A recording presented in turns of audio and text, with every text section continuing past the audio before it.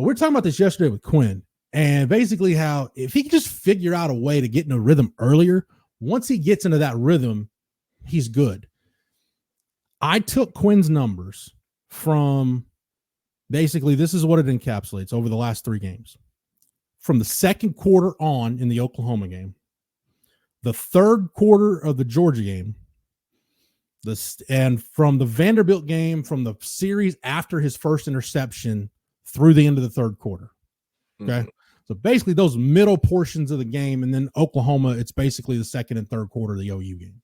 Well, I mean, sorry to cut you off, but honestly, for the Vandy game, you could say he started right at kickoff because, it was a bad interception.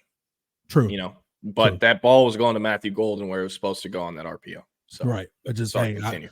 Don't let circumstance get in the way of my good narrative here. So I looked at Quinn's numbers though in those capsules that I mentioned. Jordan, here's his numbers. He's 50 for 71. Let me rephrase that. Repeat it. 50 for 71 for 550 yards, 7 touchdowns, 1 pick. Now, here's the issue at hand with Quinn. By the way, 70.5 completion percentage right there. Yes. If you look at his first quarter numbers, and I'll actually just go before that, right after that first interception against Vanderbilt. Okay. He's 9 for 15 for 30 yards with 2 interceptions. In the first quarter of the OU game, the first quarter of the Georgia game, and that first drive of the Vanderbilt game. Likewise, maybe even more concerning than how he's starting is how he's finishing. Would you like Quinn's fourth quarter numbers, Jordan? Let's hear it. Quinn in the fourth quarter in the last 3 games, 16 for 31, 148 yards. He's been sacked twice. No touchdowns. He did run for a touchdown against OU. No passing touchdowns. And he lost a fumble. Dude, that actually concerns me more than the starts. So in the middle portion of the game, Quinn is as good as he's ever been. But the very start of games and the end of games, something's got to change. Now, I don't know if that's Sark's play calling, if that's Quinn's, as Sark would call it, that mental intensity to go finish games. I don't know what's going on at the beginning of games, but if you fix the beginning and you fix the end, that middle portion is going to stick out more, and you'll get a full performance from Quinn Ewers. And I know that's easier said than done, but Jordan, I can't put a finger on why it's just taking Quinn a while. Now, like you said, the Vanderbilt game, had that pass not gotten tipped, and the second one I put more on him rather than the first one. The first one, a rusher got free and tipped the ball. Maybe the Vanderbilt game, they figured out the slow start issue. It still doesn't resolve the fourth quarter issues. Quinn in the fourth quarter against Vanderbilt, 2 for 7 for 38 yards, and the 2 passes he completed, the one to Silas Bolden and the one to Ryan Wingo. So you got to fix that fourth quarter stuff. Like I said, the first quarter, maybe the start stuff got remedied against Vanderbilt. Yeah, and I mean, you definitely have the right to be concerned about how he finishes compared to how he starts. But man, the opening drive is scripted. Yeah, first quarters are pretty scripted. Mm-hmm. And if those are the numbers, and it's scripted from a whole week of installing game plan and practice. And this is year 3 in the Sarkisian system, year 3 with a lot of the same linemen. Mm-hmm. It's not good. Like, I don't know how else to say this. Quinn Ewers has played himself out of becoming a first-round pick. Now, I still think he will have the chance to play himself back into the first round, depending on how Texas season finishes and how he finishes. But right now, at this current moment, he has played himself out of being a first-round pick. And I think everyone can agree with me. Mm-hmm. So, and what was that stat that the TV broadcast showed about Texas's first quarter something on offense? 7 first quarter turnovers at the time against Vanderbilt. I don't know if anybody beat that, but it led the country at the time. Yeah. Got it. So, yeah, they're going to have to figure it out. there are no there are no reasons at all for why an opening scripted drive should have been going the way they have been. In theory, it should be your best drive of the game. Yeah, and I mean, how many times can you think it was the best drive of the game? The Alabama home game 2022, they went right down the field and scored, did they not? Or am I remembering this wrong? No, there's been games where they've started fast and the script has been good. You know, you go to Sark's answer yesterday though, Jordan, and it seems like he's trying to serve too many masters with the opening script. He's like, well, you know, we want to get the quarterback into the rhythm. We want to, you know, you want to get some answers from the defense. You want to get some information. And maybe that's just Sark coach speaking in a press conference. But my thing is, man, your script should be those first 15 plays or however many you want to script. Some coaches script up to 30, right? Like you run it up. Some coaches like that 10 to 15 range. Whatever it is, those should be the plays that no matter what coverage the defense is in, no matter what front they present, no matter what blitz they show you, you should be able, your quarterback should be able to confidently run those plays. He could run him with his eyes closed. Like he should be that comfortable with it. And that hadn't been the case for Quinn. So something needs to change with the opening script. I don't know what it is. I don't know if the onus is on Quinn to treat it with more of a sense of urgency. I don't know if it's on Sark to maybe narrow the focus. Something has been amiss though with the openers. Like I said, maybe the Vanderbilt game, because other than the interception, everything's fine. Quinn's first quarter numbers against Vanderbilt, even with the interception, 13 for 14 for 126 yards and 2 touchdowns. So maybe the opener issue got resolved in Nashville, but we'll get a really good idea of it on Saturday. I'm going to watch that first drive to see how Texas starts. And I'll tell you what's really going to be frustrating is if they start great and then the second and third quarters are just kind of meh for Quinn. Yeah. Like hopefully he can just kind of put it all together finally. Yeah. And I mean, Sark gave a lot of credit to how Billy Napier has built that. I mean, Sark isn't ever going to come on a press conference and be like, hey, yeah, the team we're playing this week have no idea what they've been doing in recruiting the last few years. He's always going to tell you what, I look at their roster. They suck ass. I don't think they could bust a grape on offense. And yeah.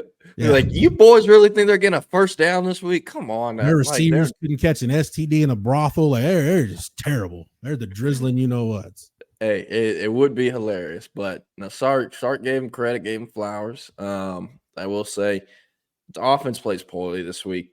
It's not going to be a fun show or fun next few shows next week because I know it's game 9 for Florida, and they're coming off, I guess you could say, a moral victory maybe over Georgia with how close they played them. This is an entirely new Florida defensive staff this year. Mm-hmm. Entirely new. Corey Raymond was fired, went to LSU. That's how Texas was able to get Xavier Filsaime. Sean Bateman or Ray Bateman, whatever it was fired from Florida. He's now the A&M DC and linebackers coach. And there's several other players that also got canned on. They believe they brought the interior D-line coach and the edge coach to A&M with Bateman as well, since those were his guys. So this is a new Florida defensive staff. And again, it's game 9 for them, but there are no excuses to be made at this point in the season if they continue playing the way they are. And also, I don't think Quinn is Garrett Gilbert, but man, him playing himself out of being a first-round pick just off of his gameplay, you also got to factor in the injury history here. He might not go day 2, depending on how things shake out.